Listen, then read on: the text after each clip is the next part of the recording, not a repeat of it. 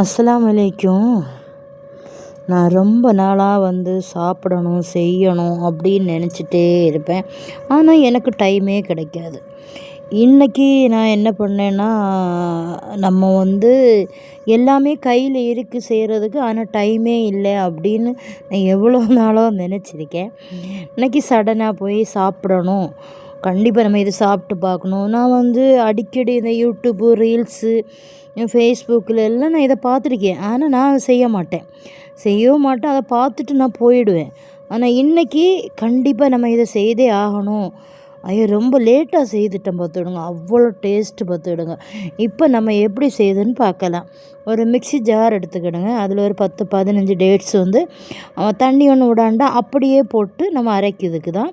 ஒரு அரை டீஸ்பூன் நம்ம காஷ்மீர் சில்லி எண்ணெய்னா சாதாரண வத்தல் மிளகு பொடி எடுத்துக்கிடுங்க. அப்போ நான் இந்த வீடியோலாம் பார்க்குற மாதிரி நான் செய்யலை. நான் அதிலேருந்து கொஞ்சம் வித்தியாசமாக செய்திருக்கேன். இப்போ டொமேட்டோ கெச்சப் ஒரு ஸ்பூன் சேர்த்துக்கிடுங்க. லெமன் அரை ஸ்பூன் சேர்த்துக்கிடுங்க. மில்க் மேடு அது ஒரு 2 டீஸ்பூன் சேர்த்துக்கிடுங்க. அவ்வளோ டேஸ்ட்டாக இருந்தது சாப்பிடும்போது. அதுக்கப்புறம் நம்ம கொஞ்சம் வெந்நீர், ஆறின வெந்நீர் ஒரு 1/4 கப்பு சேர்த்து மிக்ஸி ஜாரில் நல்லா அரைச்சிக்கிடணும். ஆனால் சால்ட்டு போடுறதுக்கு மறந்துட்டேன். அதனால் ஒரு 1/4 டீஸ்பூன் சால்ட்டு போட்டு அதையும் அரைச்சி எடுத்துக்கலாம். அரைச்சி இந்த பேஸ்ட்டு மாதிரி எடுத்துக்கிடணும். லைட்டாக தருதரிப்பாக இருந்தாலும் நல்லா தான் இருக்கும். அப்போ என்னை வெளியே போகும்போது ஒரு 50 ரூபா முறுக்கு வாங்கிட்டு வந்தேன். இந்த முறுக்கு பார்க்கும்போது எல்லாம் ஞாபகம் வரும், செய்யணும். ஆனால் டைமே இருக்காது.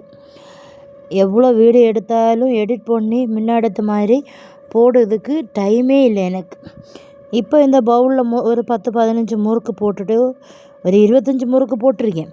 போட்டுட்டு இப்போ நம்ம அரைச்சி வச்சுருந்தோம் இல்லையா, அந்த பேஸ்ட்டை இதில் போட்டுட்டு ஒரு பவுலில் ஒரு மூடி வச்சு இதை நல்லா ஷேக் பண்ணி விடணும்.